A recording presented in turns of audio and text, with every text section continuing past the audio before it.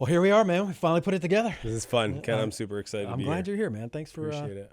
I noticed the on clouds. I like this. Dude, it's like my favorite shoe in the world. Right? I could run if I had to, or I can just be comfortable. Act like you could run. Yeah, exactly. Like my wife runs 50Ks and marathons just for fun and does it all the time. And I'm like, I'll just wear the shoes that I look like I could run, but I'm not doing it. She does ultras? Oh, yeah. I did a 50 this year, my first. Really? 50K, yeah. It was a lot of work. Well, so tell me about it. I mean, what'd you have to do to get ready? I just ran a lot. I mean, what I loved about I've done Ironmans now for 5 years. So I've done 2 fulls and quite a few halves. I actually just did a half 2 weeks ago.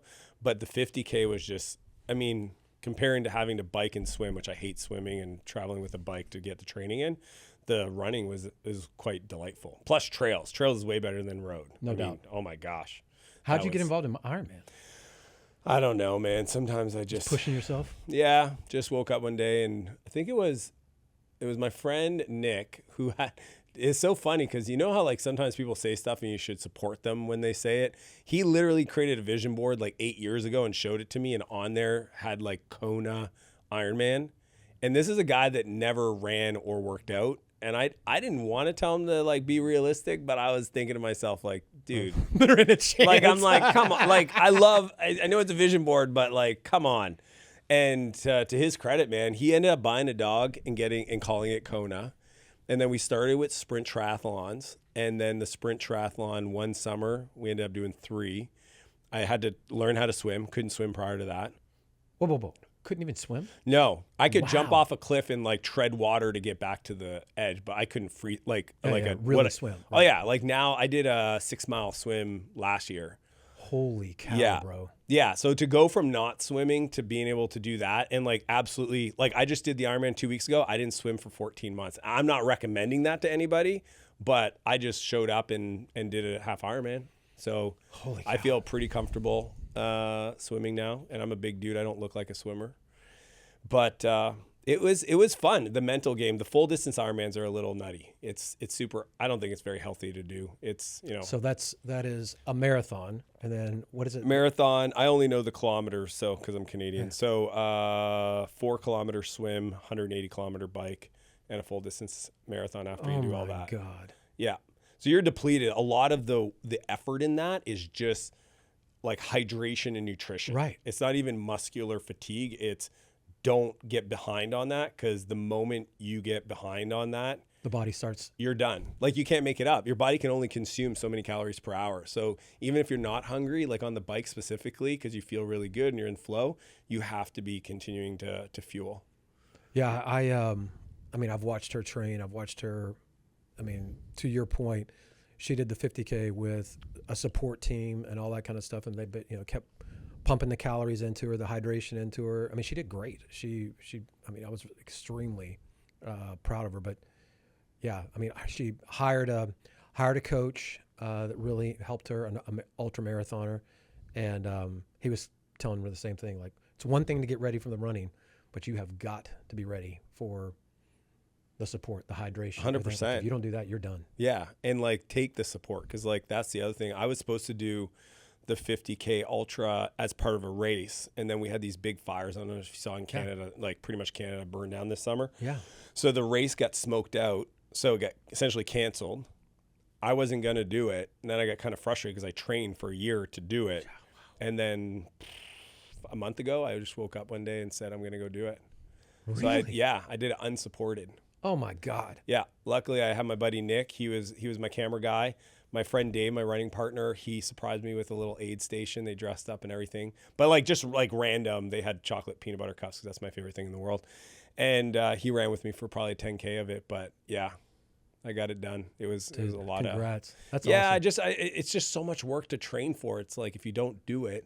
Yeah, I mean, her journey has been, it's really just happened over the last couple of years. So she did the 29:029. Oh, no way. Everesting thing. Yeah. So Jesse Itzler and I really. Which good friends. one?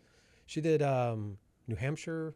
Yeah. Okay. And So then I think she's doing it again this year. I was looking at Whistler, but Whistler's only 7 up and down. Yeah. Whereas that one I think is like 16. It was 16 or 17. Yeah, that's cool. I like that. I would rather the higher. Yeah, that got her kind of going, and then she's started doing mini triathlons, or started with a duathlon, mini triathlons, half marathon, 50K, and then literally just yesterday, I woke up, I'm like, I'm going to go do a half marathon. There's one going on downtown. I mean, I was like, geez, you're out of your mind. For fun. It's wild.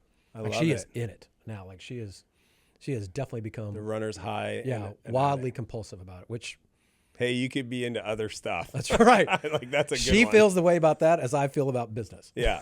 Right. Yeah. There could be worse things. Seriously. So, man, I would love, I love your story, but I would love to kind of get down into it a little bit. I mean, how you've come up, you've had so much success, and you've helped so many people over the years.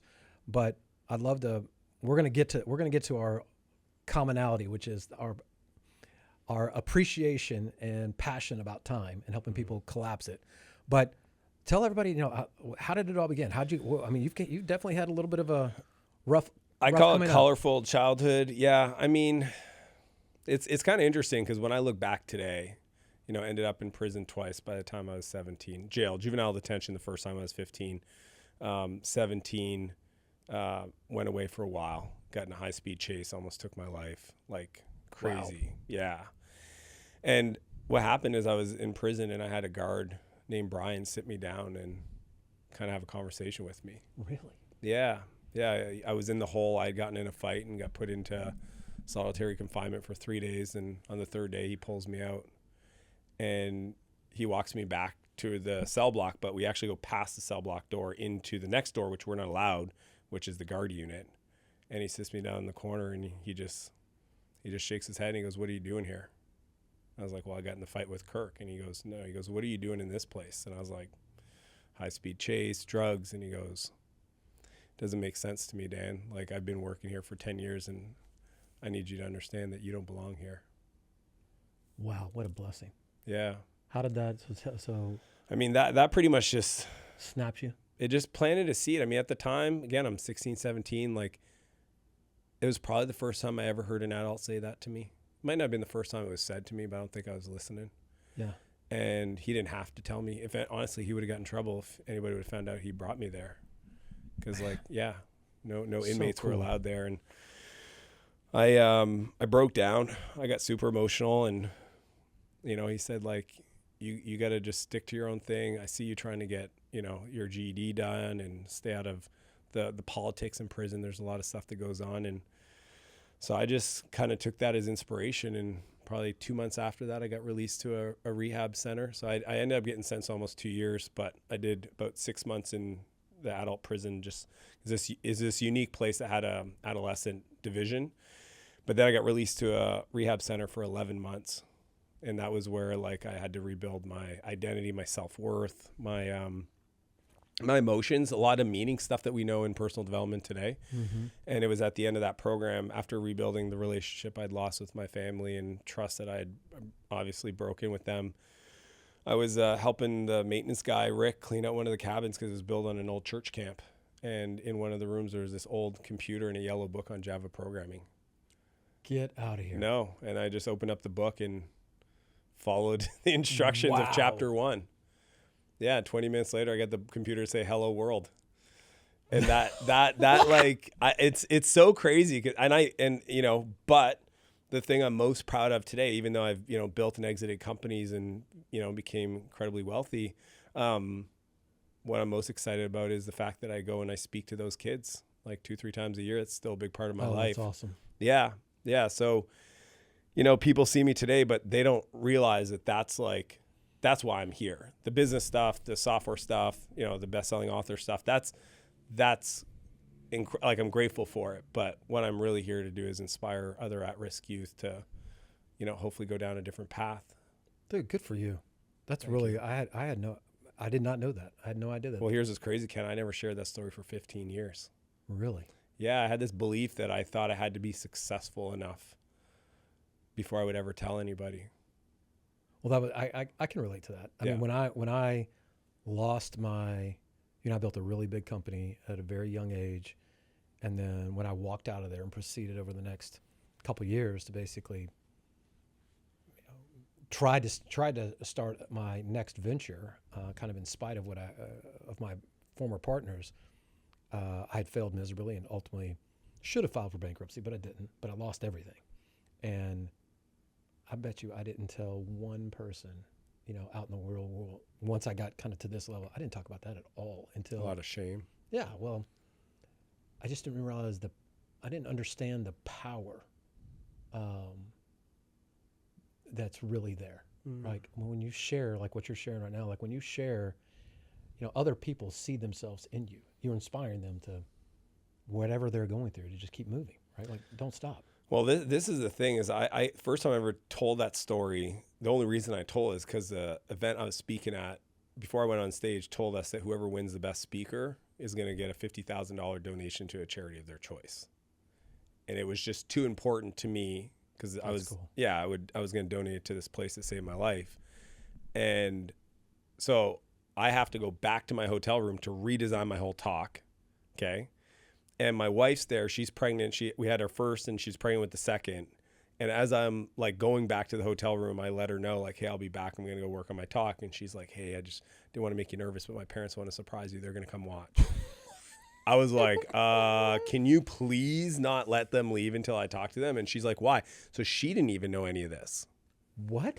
Nobody, no. When I say nobody knew, my parents knew, my brother and sisters knew, but nobody else knew. Wow. There was a dark cloud over our family. Like it was just not something we talked to about. think that you were walking around with that. Totally. And then to your point though, after that talk, Tim Ferriss is there, Mark Echo from Echo Clothing Line. Like it was an incredible list of speakers, and to come off stage and have them come up to me and say like, wow, thank you. Like that was like, that's when I realized the most important thing I had was my mess, right? Was the thing I was shameful for. And this is, my friend Ed says this, he goes, a lot of times we think the thing that disqualifies us to be helpful to other people is actually the thing that qualifies us. No doubt. So here I was running around life wondering like, if anybody knew this, would they take me seriously? Would they listen to me? All that stuff. And I realized the thing that I had that was uniquely mine was this struggle with addiction and growing up in a really challenging environment, which then makes me uniquely qualified to help a lot of my friends that have children that are going through tough times or whatnot. And like, that's been the biggest blessing of my life, is to being able to at least give them an ear or some guidance on things that I went through. Cause I remember what it was like to be a teenager going through that. Mm-hmm. And it's been the most rewarding thing ever. I can't, and in hindsight, I'm kind of like, why did I wait so long? Yeah. It seems kind of like common sense now, but back then no, why would you know? How would you know? I would not know. And that's been, and it doesn't come without its downside. I mean, I was working on a project in the US, and due to the disclaimers and stuff that, that says you have a criminal record, I don't, because I wasn't an adult when all this happened, but because I've been public about it, my lawyers were like, hey, you should probably check this box. So it's not that it hasn't had any downside. And obviously my parents, at first I would just tell it at like private events and stuff, that was okay. But to put it in my book, you better believe my dad gave me a call. I bet. But he's now very proud. Of course. But, it's, as you're talking, I'm sitting here thinking, the extremity of your story with, obviously the addiction and the jail and all that, everybody, obviously that's extremely impactful, and it's a very specific audience that can relate to that. But equally, I think the more relatable thing as you're talking, I was like, listen, business and life is filled with challenges. It's filled with ups and downs. And, by you sharing what you share, it isn't just, the people that are suffering with addiction or people that are going through, it's anybody that's going through challenges can relate to what you're talking about. Like, man, this is tough stuff. And it feels, like you mentioned, the dark cloud, it feels overwhelming, but the reality is it is the way. Like you've got to fight through that stuff, right? Well, Ken, this is the thing that I wish I could allow people into my mind, because anybody that wants to be successful, they think that just they're missing some information. Right. Like if I only understood what Kent knows or Dan knows, then I would be successful. But what they don't get is what's different about us is that we make decision in spite of certainty. I mean, if anything, I would argue that the reason I'm successful is because I'm able to deal with a lot of uncertainty. No doubt. Right? And what I've learned over the years is I don't know if it's the right decision. I just know how to make decisions right.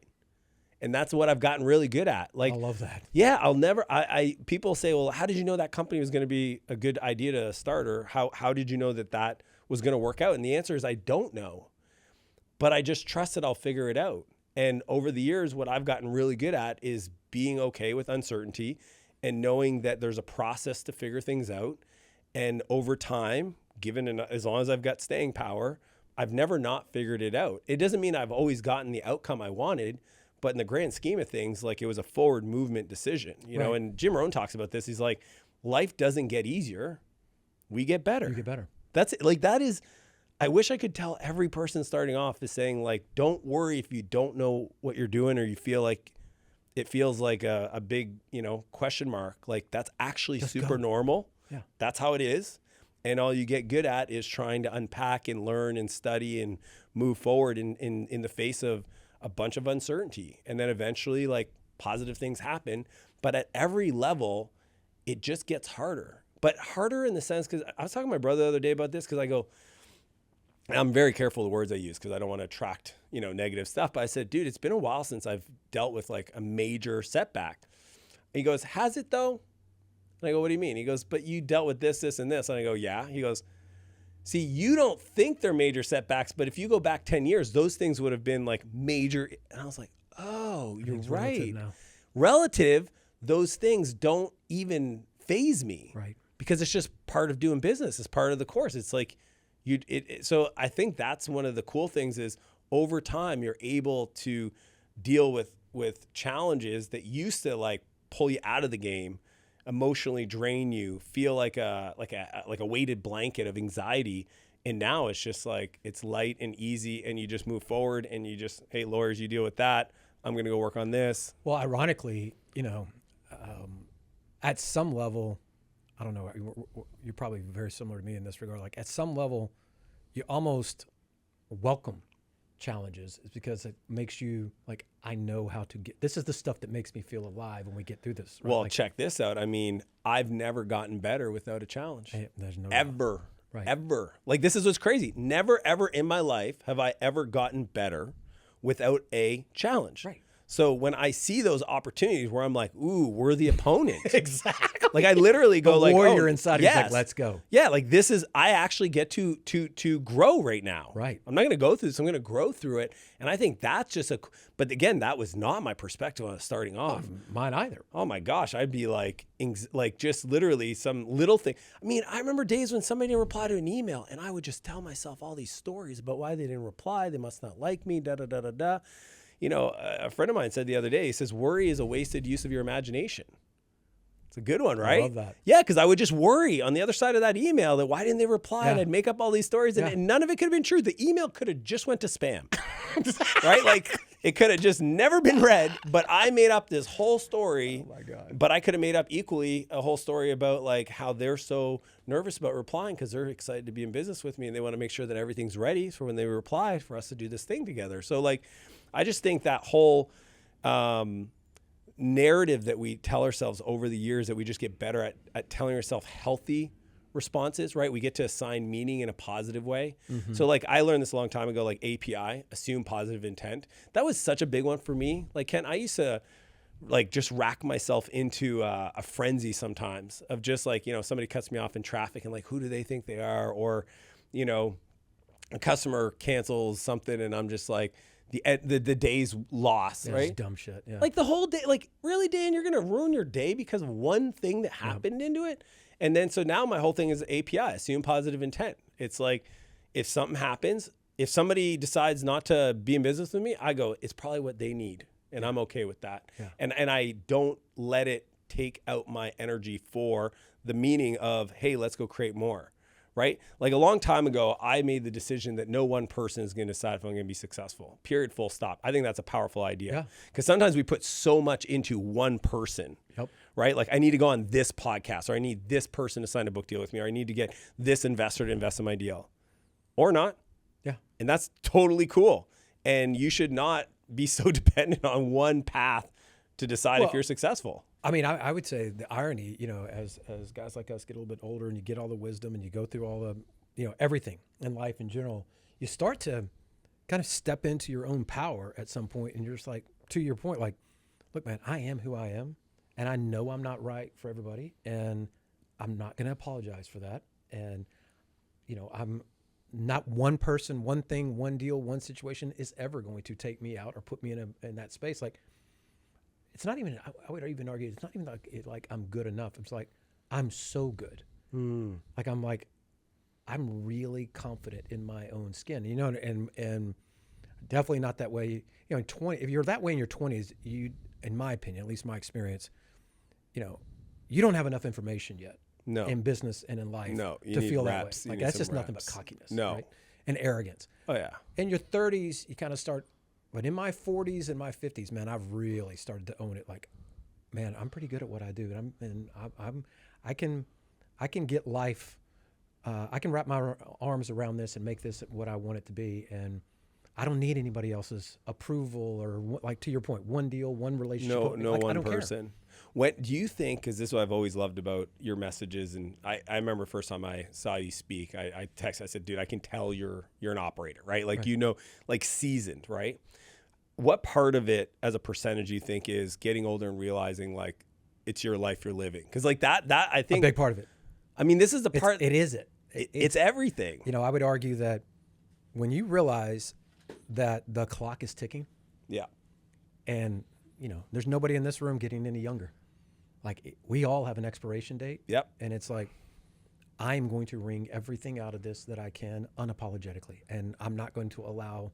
And I think as you get older, you just kind of really start to appreciate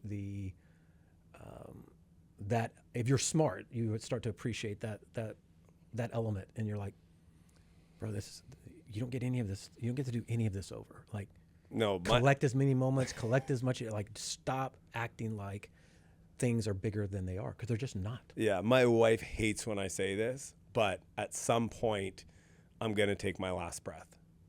And in that moment, I know I'm not going to worry about 14 other people's opinion about what I do with my life. No doubt. And I want to know that when it is my time and I live my life, that I live the life on my terms, because that's the only thing that's going to make me feel at peace in that moment. Amen, brother. Yeah. No doubt. So let's talk about that for a second, because I think I mentioned it earlier. It's definitely this common thread, common message. It's how you and I have kind of gravitated to each other, because how did you get to a place to where you've done so much in your entrepreneurial journey, man, had so much success, but how did your message about time, to the point of buying back your time, like, how did that become your thing? Kent, I wish I was recording everything I've done for the last 20 years so people could see how stupid I was. Because, like, I used to be that 20-year-old that was just wasteful and driven and full of piss and vinegar and just, like, brute force everything. And it brought success. Like, in my 20s, I became a multimillionaire, built a software company, exited when I was 28. The challenge is in that experience, I burned a lot of bridges. I obviously showed up as not as a great leader. Honestly, Right. If I go back, that would definitely be something. I was too hard on people. I just got frustrated with people, didn't see my vision. And worst of all, I was in a relationship with a woman. I was engaged, and about 7 weeks before the marriage, she decided to leave. And that, like, coming home to seeing her in tears and her taking the ring off and saying, like, I can't do this anymore, that was a wake-up call. Yeah. Because at that point, I'd been building everything in that business for us, for a future. And the crazy part is she never asked me for any of it.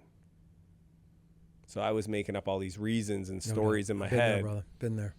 So what happened is the problem with me is that I've always been driven. I think, I took my addictive personality as a teenager, applied it to business. And that's why I always tell people, like, there's not a big difference between me and a homeless person. Like, I just happen to have a positive response to challenges that is rewarded publicly, right? Like, if you think about it, like, somebody that's got a drug addiction and they're on the street, they wake up with zero, okay, in the morning, okay? Mm-hmm. Whatever time they kind of come out of their days at 10 a.m., they, like, look around, and then they're obsessed with one thing, and that's getting high. Right. And by 2 or 3 o'clock in the afternoon, somebody that has zero resources, they figure out a way to make it happen.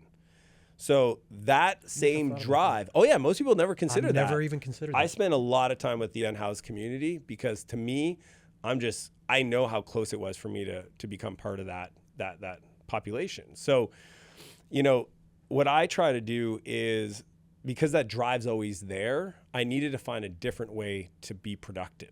And that was the hardest part, is like, for a long time, Ken, I thought I was just going to have to resolve to being the cool uncle.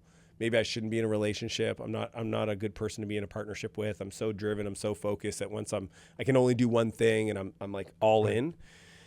And for probably 6-8 months, I like saw a therapist, tried to work through it. And it wasn't until I moved to Silicon Valley and kind of saw how companies were built in kind of the heart of technology, that I found a different way to get leverage. And that's the big thing. At the end of the day, every human on earth has the same amount of time in their day. And there's different ways to get an output, and it's the multiplier of leverage. Mm-hmm. So there's only, like, this is what one of my mentors, Naval Ravikant, taught me. There's only 4 ways to get leverage. There's capital, right? Which we all know, capital. There's code, so automation, AI. Mm-hmm. There's content, right? SOPs would be content, right? You create a training video, it could be seen by 10,000 people, costs you nothing more. And then the 4th is collaboration, the people side of things. So I call these the 4 master skills, because to the degree that I want to create more in this world, I have 4 skills to master. Capital, content. Some people don't even realize they're capital constrained, right? They want to grow, but they're like, I can only grow to the level of your cash flow. Right. Well, if you have a positive engine of producing returns, then go raise capital. Right. Like, why allow yourself to be constrained if you have a desire to grow? Now, I'm just saying that's for me. So capital, content, code, and then collaboration. And once I figured that out, then I realized I could be as driven as I wanted to be, as long as I focus on those skills, and then still have the presence, still have the time, still have the I don't like the word balance, but integration into my life, so I could be in a relationship. And now I'm crazy, in love with my wife. I have 2 beautiful kids. I consider myself a really good friend to my friends. I do a lot of things every year. We travel to 2 new countries, but that wasn't the case for a long time because I was so driven on one thing. And I think I had a lot of insecurities, but now I just look at everything about buying back my time. Like, to the degree that something lights me up and obviously creates a positive outcome, I keep doing that. If it doesn't, I'm unapologetic about buying it out of my calendar. Right. So I don't do anything that isn't uniquely me to do, my unique skills, or lights me up and brings me a lot of joy. If anything looks like moderately not like that, it comes out of my calendar. Yeah. So in my home, I have a house manager. She's the CEO of all of our personal stuff. In my business, I have my executive assistant. She's the chief of staff. She runs the interactions with all my business partners. And I hire people to buy back my time almost on a weekly basis so that I can do things that only I can do, like this conversation. Yeah. No, dude, I mean, you're speaking my language, right? Yeah. I have scaled my businesses and built my team for the exact same reasons. Is that because all I want to do is, collect as many moments as I possibly can, because they're all so precious that, whether it's family, friends, colleagues, whatever it is, I have no interest in, trading hours for dollars. I mean, I just don't want to do it. And I want to do things in life that are fun and exciting. And by scaling businesses and putting all the right, to your point, teams and leverage in place, and getting a predictable outcome, it allows me to get to do things versus having to do them. And it turns out it's the right way to build a business. Yeah. Just so happens that, oh, wow, imagine that. You'd be much more successful for doing it that way. We're like, I know for me, oftentimes when I'm removed out of a step in a business, the business thrives. Yeah. And that's hard on my ego. But the truth is like, other people full-time focus on a key area of the business is going to produce way better results than my 10% focus. So like, oftentimes letting go is actually a better decision to unlock profit than staying involved. So speaking of that, I know you spend a lot of time kind of coaching a lot of founders out there. What do you think? I mean, when you say that, I mean, light bulbs go off. So what do you think holds when somebody's coming to you and they really want to learn how to scale, et cetera? What's like the common narrative that has prevented them from scaling? Oh, there's so many. I mean, the 3 fears that we live on is the fear of failure, the fear of judgment, and the fear of success. Okay, and there can always be a blend of all 3, right? Because like, I would argue most of us that are driven, that have had success, our fear of success is actually the thing that stops us, right? Our fear of elevating our lives and having to maintain this new life in, from other people. Yeah, like some people don't want to be too wealthy because then they have to maintain that wealth because they're not willing to take a step down. But the funny part is if they never went up, they wouldn't be coming down. So they're no further ahead, but they never consider that. So I'll just leave that one for another day. But most people, it's the fear of being embarrassed by somebody else making them look bad. I think that's the biggest one, like letting go, right? So like think about, a customer not being happy or a team member being upset with you. So it's like even letting go of an area of business, hiring a CEO to run your company, right? Or a general manager or director of operations, and then having that person interface with somebody on your team, and then that person gets upset, right? Then there's a sense of responsibility, which is fine. It's just at the end of the day, our job is to build the people, and the people build the business. So I just remind folks all the time that I'm not saying you hire somebody to take something over and you ignore them, right? Your job is to develop those people, right. Especially the coaches. I'm just going to a little shot across the bow to the coaches, because this really gets me going with them. They spend more time coaching their clients than a fraction of the time coaching their team. Amen. So the coaches listening to this, Kent, they need to smarten the frick up, because I cannot believe it when I look at their calendars. I coach a lot of coaches, which sounds super meta, but and it's like 98% of the coaching time is with clients and none on their. I'm like, your people deserve the same level of coaching that you're doing for your clients, and you got to develop those people, got to invest in those people so that you can actually buy back your time. And I think that is such a huge opportunity. So I think the fear of having somebody else do something, but it's so funny because like some people are like, oh, I could never let my travel's a big area, right? I could never let somebody else book my airline tickets for me. Why? Well, what if they pick the wrong seat? What if it cost me an extra $300? Okay, so let's talk about this. In the grand scheme of your headspace, do you think you could write down a set of rules that allows, you know what I mean? Like this is not, we're not doing rocket science here. Seriously. Yeah, like you can figure this out. And I would argue the skill that you would have to develop to figure that out would absolutely unlock growth in your business. So it's in the areas that we're afraid. There's a great quote by Joseph Campbell. He says, the cave you fear to enter most holds the key that you're looking for. Right? Ooh. It's a good one. That's deep. Yeah. So the cave you fear to enter most holds the key that you're looking for. And I would argue the thing that you're not willing to let go of will actually give you the key to unlock other areas of success in your life. Totally agree with that. If you're able to work through that, because there's something in there. There's some feelings of trauma. It's like who you must become in order to get it done. Yes. That's the win. Yeah, but they're like, no, not this area. Like I had a client I was coaching and she was so successful. She probably had like a 30 million a year business and she had teams and systems and all that stuff. And then when it came to her house, she couldn't let go.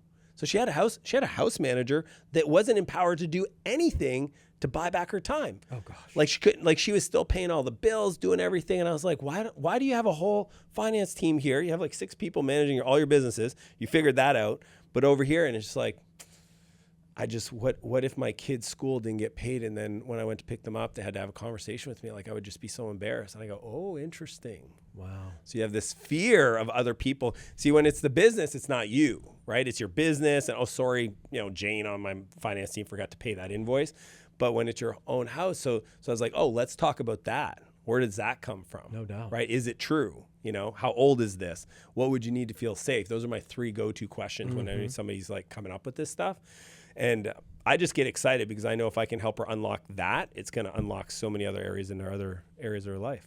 Yeah, it's because who you are helping them to shape and reveal and chip away at who they must become in that to really get over it is like I said, that's the win, man. Yeah. I mean, it's like they are becoming a real warrior at that point at life, not just business. No. And I think that's what's cool about business is that it's a forcing function for you to become a better version of yourself, right? Like I've always said, business became the ultimate personal development program for me.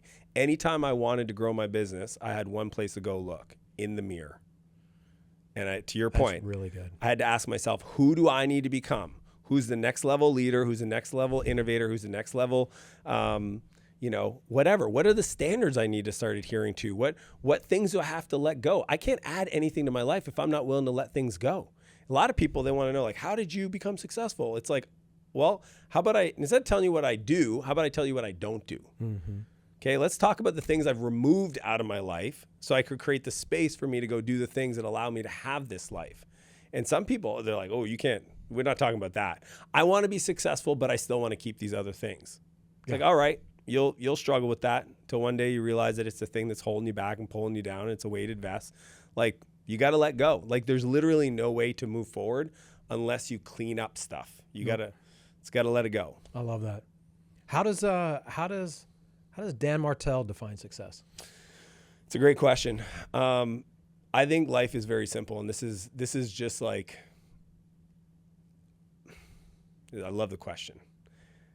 I believe every person on earth, I'm a person of faith, and I believe that we're all here to become the person we needed most in our darkest days. Ooh. Think about that. I think that's why God created us in his image. I think a lot about this. Dude, that is a great response. Yeah. I really like that. So here's the thing is success for me is waking up every day to strive to become that person, the 10.0 version of yourself, your greatest self, the person that God created in his image. And while you're doing that, share that with the world. Share that. And your world could be your kids, and that's totally awesome. Yeah. The world could be your community, your CrossFit gym, your church. It doesn't really matter. But I think that if every person woke up every day to become the person they needed most in their darkest days and share that journey and process with other people, that they would find a level of fulfillment that would create success. Because it ain't a destination, it ain't a possession, it ain't amount of money. Like we know this. Yep, 100%. Right? Fulfillment comes from feeling useful. And there's something that's built into our DNA that we desire to get up and grow. And as we grow, we should contribute and give to other people. And I just think it's the coolest equation. That is a great way to think about that. I mean, I'm going to steal that for sure. You can have it. I want to put that in my, man, I really, really love that. So, we haven't really talked about it a little, but obviously you have been wildly successful. When you look back, what's the company, what's the action, what's the accolade, what's the thing you're most proud of, business related? Oh, I was going to say my two boys, but okay, business related. I mean, you've done so much, dude. I know. Between the SAS Academy and Clarity, all this. Yeah. Oh man, I don't know. It's tough. I mean, the thing that I'm proud of, I'm proud of myself is that I built and exited 3 companies in a 10-year period. And it never even occurred to me until somebody else noticed. They said, you started your first company that was successful, because I had 2 failures right out of the gate. So at 2004, I started my first company, exited that 4 years later, then moved to Silicon Valley and did 2 venture-backed companies over a 6-year period. So it was 2014 when I sold my last company, Clarity. So somebody noticed that. They're like, oh, you started 2014, you did that in 10 years. And the reason why that's, I think, interesting, because we hear this all the time, right? It's like you underestimate what you can get done in a decade, or you overestimate what you can get done in a year, but underestimate what you can get done in a decade. No, yep. So my philosophy is, I call it a dedicade. So I know it's a play on words, because I literally believe that most people are only 1,000 days from achieving their dreams and their goals if they could wake up every day with purpose, hold a standard, and not miss. But let's say that's impossible. Most people, if they're starting at 0, they wouldn't have enough discipline to do that. It's like it's a lot. Right. Yeah. But let's just call it a decade. I really don't think that if somebody decides, I want to be wealthy, fit, in a beautiful relationship, whatever they want, that if they woke up today, started today, in a decade, that they wouldn't be able to wake up and look around and go like, whoa, that's crazy. I think it's a really fair way to look at it, honestly, at least in my experience. And that's actually how I build companies. I always go in 10-year minimums. So like when I started my YouTube channel, I dedicated a 10-year window to producing a video every Monday. I haven't missed a Monday in 8 years now. I still got 2 years left. And I'll keep producing, obviously. But I just think that most people want the shortcuts, and they're not willing to dedicate a decade. And I think because I did 3 and it never was the plan, but I always woke up with a sense of purpose that I just happened to do that's what I'm most proud of, but only for the reason that I hope it inspires other people to commit a decade to any business, just one business. Just pick one thing and just drive. Well, any goal, but certainly in business for sure. That to your point, the discipline and the intentionality behind that for a very long period of time. What seems it's like, not. I know it's not, but it seems when you're 20, you do think it's a long time. Right. But as we've learned, 10 years is like that. No. Yeah, the older you get, you realize how fast a decade flows. Yeah, and the other thing I feel like people underestimate is how You know, when I remember one of my mentors, Will, he explained this to me when I was in my 20s. He goes, what kind of life do you want to live? And I was telling him, here's my vision board, here's all this stuff. He goes, if you actually added up the amount of money it would take to live that life, it's not as much as you think. Yeah. I said, what do you mean? He goes, well, you want to sell your company for $100 million. I go, yeah. He goes, why? I go, so I could do all this stuff. He goes, dude, that's like $60,000 a month. Exactly. I'm like, Frank Kern and I did this exact dude, same I'm thing. like looking at it, and he goes, like, walk me through it. It's literally the 3 cars, the houses. He goes, it's only $60,000 a month back then. And I was like, like, it really was like it blew my mind open to go like, so that's why when I tell people dedicate a decade, you could literally live the life of your dreams if you're willing to go all in, become the person who can run and operate a business that's producing that kind of cash flow, which isn't crazy. Right. You know, a couple million a year in EBITDA, like that's not nuts. Some people are like, oh my God, I can't imagine. And 10 years is a long time. Absolutely. And then you can literally live the life of your dreams. I think if people knew how close they actually were from that, it would freak them out. Well, I think that, you know, I think it's, quite frankly, they're just listening to the wrong people. Like, I don't know how you get business advice and life advice and like the kind of stuff that we've now come to appreciate. I don't know how you get that from people that are broke or broken, but they always seem to be the loudest voices that people inevitably listen to. And I'm like, if you want to have these things, like what you're talking about, like somebody showing you that it's really only $60,000. I mean, that one eye-opening, clarifying moment, and all of a sudden it seems totally possible, which something that seemed, not necessarily seemed impractical, but it seemed like it was a $100 million dream, and you realize it's a $2 million dream.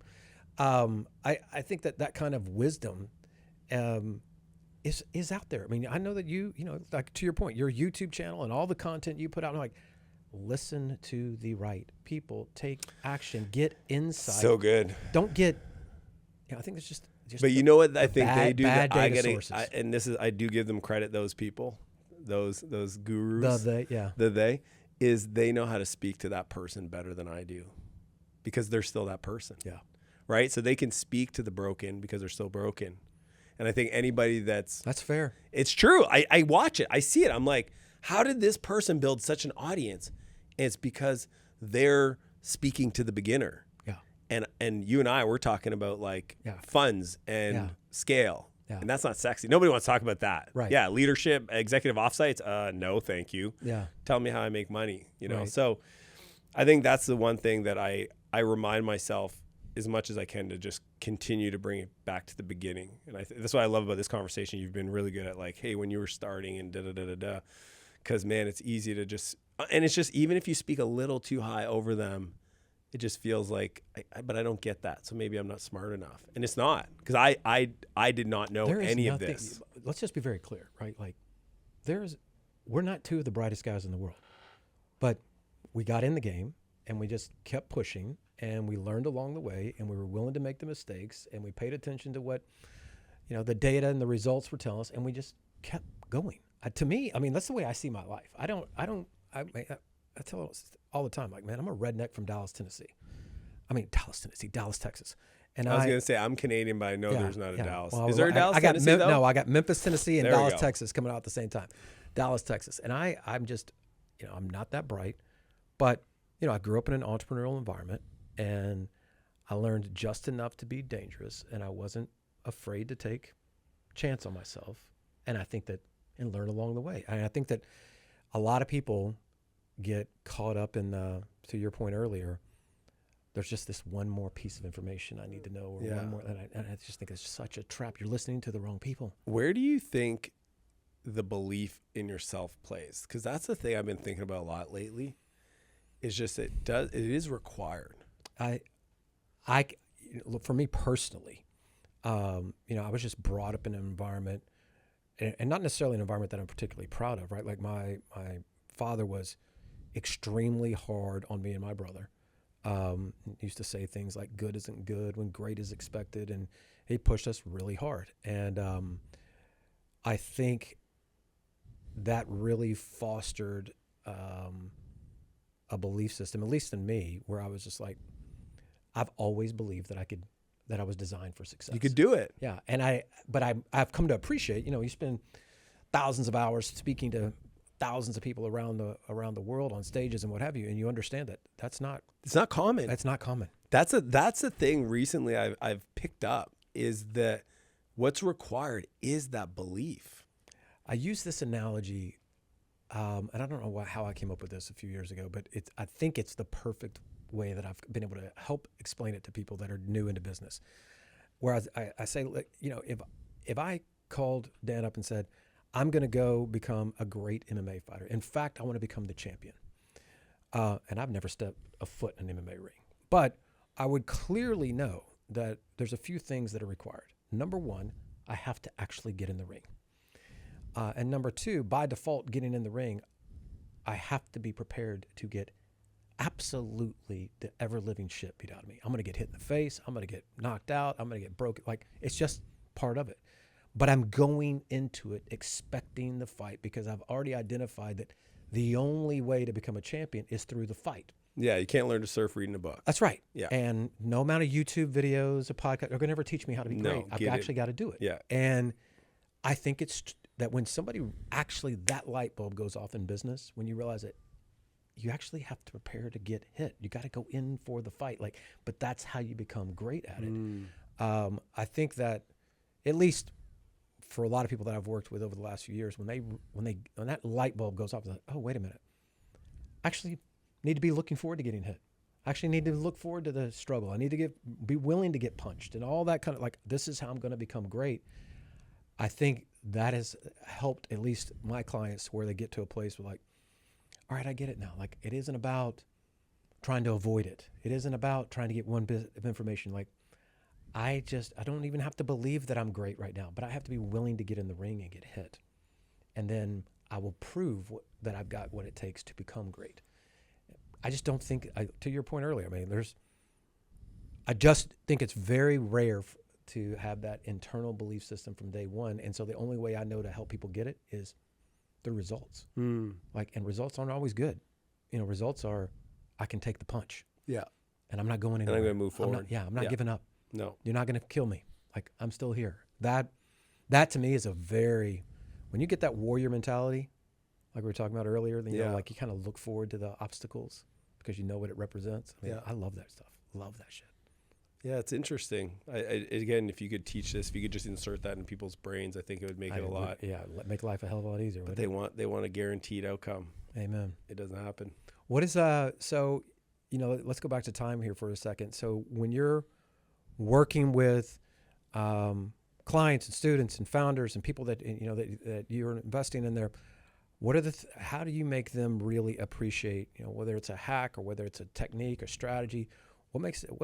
What is it that you try to pour into them as it relates to time? Yeah, I mean, first off, I have to explain to them that their time's worth a lot more than they're giving themselves credit for. I think we're taught things when we start in business, like, you know, we just do things because we're supposed to do them, right? We're the CEO. We can't be too fancy. We got to be humble, et cetera. And that's fine. When you start, maybe that's where you start. But at a certain point, like, I learned that, you know, $1 million companies are not built off $10 tasks.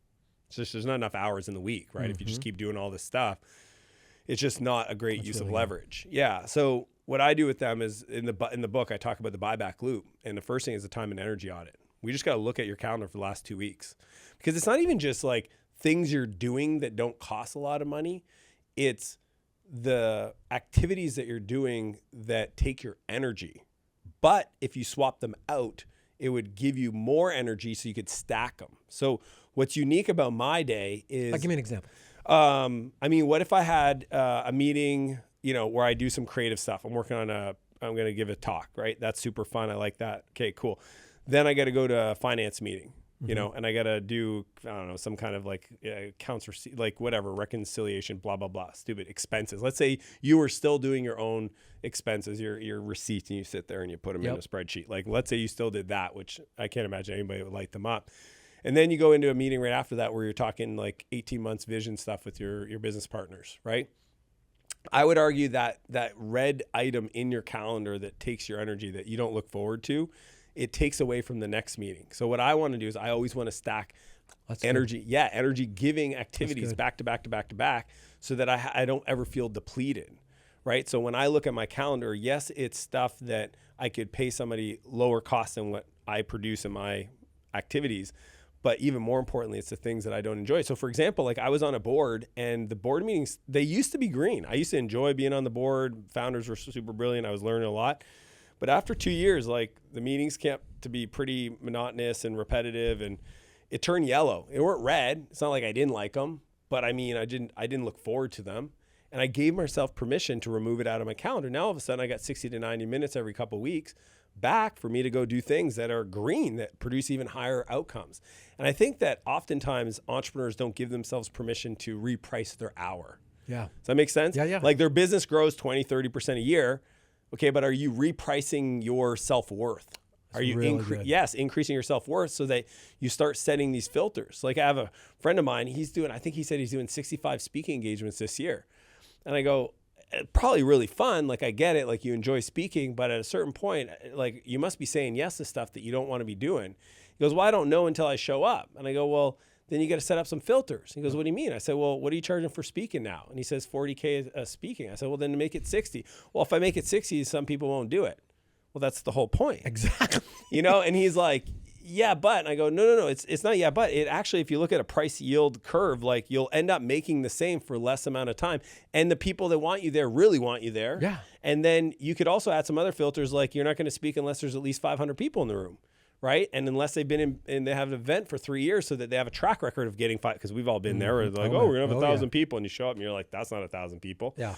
So, but that's a personal decision to increase their own self-worth in regards to what their time's worth. Because every time you're getting on a plane to go give a talk at an event and then flying back, like it's just a distraction, you're taken away from your dreams. And what I learned a long time ago, and I coach my clients on this, is a yes is a no to your dreams and a no is a yes to your future. Oh, right? yeah, dude, I love that. Yeah. Like most people don't realize it. A yes and a no, or a no is a yes. Like you got to decide, you got to understand, what do you say? If you're saying yes to somebody, what did you just say no to? Right. It's not conscious The oftentimes. opportunity cost. The opportunity cost. So once I teach my clients to do a time and energy audit, then we talk about taking the stuff that's energy sucking, that's low cost. That's what we transfer. So that's the second part of the buyback loop. And then the fill part is filling it with things. I'm not a 4-hour work week guy. I want you to, if you want to work 36 hours, that's fine too. That's awesome. But I want you to build an empire. I want you to build something you're proud of and you want to feel useful. So we got to fill it up with time to increase our skills, our character traits, our belief set. Like, what is it? Who do we need to become, to your point, right? To be able to run a company at your next level. So whatever level they're at now, whatever they want to get to, I go, cool, let's talk about what does that person do on a daily basis? What kind of partners does he have? What does his day look like? What kind of fitness is he in? What kind of energy levels does he have? That's who we need to become. So where you're at today is not that person. So that's the fill part. So let's put it into your calendar so you have those skills, character traits, Bridging and beliefs. the gap. Yes, there's a gap. Let's identify it. So you buy back the time to invest in yourself to become the person you need to become. Oh, dude, I love that. That's really good. That's the philosophy. Yeah. And that's how I've scaled and grown all my Well, companies. you hear people, including myself, I think something gets lost in translation when you hear stuff like act as if, but that is a perfect illustration of what that means. In other words, you're filling the gap with the things that are putting you on the path. You're acting as if that person exists. Like, I'm going to be that guy, so I have to start getting into that space. Here's why. I'll prove it. Anything that you have today is because of a decision that you made in the past. Our current reality is a past decision, okay? You can't have an apple tree unless you planted an apple seed. Yep. So if you want that thing into the future, today has to operate as if you're that person so that you then eventually plant that apple tree to have the apple tree or the apple seed. No doubt. So that's what karma is actually about. People think like karma is a decision of becoming somebody in the past, and that today you get to live into that. And I think a lot of folks don't realize that your current reality is a projection of past decisions. So that's why for me, when I buy back my time, I'm not wasteful about it, because I know that I got to be super intentional and deliberate about the future I want to create. So I have to start working on who I need to show up with today so I can have that life. I love that. That's really good. Yeah, it's super fun. Dude. So let me ask a couple more questions, and we'll wrap this thing up. But let me ask, so what do you've got, again, you've accomplished so much. You're kind of in this zone. You're playing at a really high level, both personally and professionally. What are you most excited about right now? Like, Media. What's really key? Media. Meaning what? So I just got almost 4,000 square foot studio. Me and my business partner, Sam, who's here, my creative director. Yeah. We're hiring editors, and we're going all in on YouTube. Nice. Yeah, like all in. Like I'll call my shot building a 1,000 badass times. studio. It's going to be next level. Like, as I was telling you, we put a squat rack. Like, it's essentially, it's a space where we're going to record everything, and we're going to show people how I do what I do. I'm going to show the behind the scenes, buying software companies, investing in companies, my business partnership meetings. I'm going to just put it out there, and we're going to produce some of the best entrepreneurial content out there. I love that. Yeah, we're just going all out. Like, I just realized a while ago that the book really helped me with that, because like I never wanted to write a book, but I had this. Essentially, I wanted to buy back my time because I kept showing people how to do this. So I wrote the book. It's a great way to buy back my time. I know, write a book about buying back my time. Yeah, they go, "Why'd you write that book?" I go, "To buy back my time." They're like, "Oh," because a lot of people watch me operate and they go, "Well, how do you have those relationships with your executive assistant, your house manager, all these things?" But it's more than that. It's a leadership book. It's a productivity book. But now I've realized that if I can take those concepts and produce content in media, and really I just want to help at-risk youth. I mean, that's like, I'm going to help wealthy people become wealthier and help the entrepreneurship community. But what I really want to do is get the story that I've lived in front of more people, so I can hopefully inspire a whole generation of folks that, you know, may never had a Brian, sit them down and speak their truth. I mean, it's to your point. I mean, talk about the ultimate fulfillment. It's creating the guy that you needed to show up. Yep. In your time. Yep. You're on that path, man. It's so awesome. It's awkward though. I'll tell you, like having a camera person follow you around 24/7, but I'm willing to go through that to the whole point of who do I need to become? Yeah. I just got to be comfortable with that. Yeah. It actually makes you a better person. I mean, when you're recorded 24/7, like you got to watch your word, you know, you be impeccable with your word. These are all things that I've known for a long time. And I just think it's going to be a really neat journey to try to figure out. I love it. I mean, it's where the world's going, right? Yeah. I mean, the more behind the scenes and connected and real and authentic. I mean, that's the content that people gravitate to. Guys like, I pay attention to what I pay attention to, and that's the type of content that we try to produce. I mean, I'm not out there. I mean, my team will be the first to tell you, there's no scripting. It's just, hey, turn it on. Let's talk. Yeah. And it is what it is. I mean, just like here, like, hey, it's two guys having a conversation. We'll see where this goes, right? To me, that's the most authentic stuff you could possibly do. Yeah. Period. So, dude, that's awesome. So the studio is going to be where? It's in Kelowna, BC, in Canada. Nice. Yeah. So we're gonna probably do an in-person podcast though, because some of the guests we want, we're gonna have to fly to them.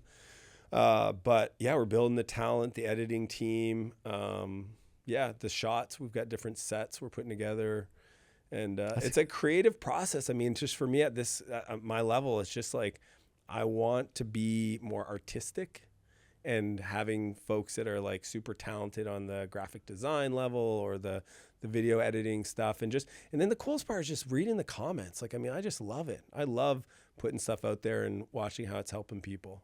I love that, dude. Yeah, and it takes nothing. Like, it's just I'm just doing what I do. I'm just now have a camera recording it. Yeah, exactly. Yeah. So what's the best way for people to find you, reach out to you? The YouTube channel, the book? Yeah, I mean, what I tell people is Instagram is my favorite. I don't know why. It's just the platform's good. The messaging platform's great. So yeah, Instagram, 2 L's of Martell, Dan Martell. And if anybody wants, I have a 47-page SOP for my assistant, my executive assistant, that I'll give people. But they have to mention your name. So if you mention Kent and just say EA. And when they message you in on Instagram. Got it. Yeah. You got to find me on Instagram. It's the only place I'll do it. But I'll send you my my direct Google. There's no opt-in or anything. Oh, dude, I love that. Yeah, I'll send that to people. That's cool. And then buybackyourtime.com is where the book can be found. It's available on all platforms. And I'm obviously on YouTube and stuff. But the Instagram's the funnest because I can actually have conversations with people. It's so cool that you think about it. There's nobody, theoretically, because of Instagram, there's nobody you can't talk to. No. Like, you want to go send The Rock a message? Go send it. Like, you want to Send send it to Dan him. Martell a Yeah.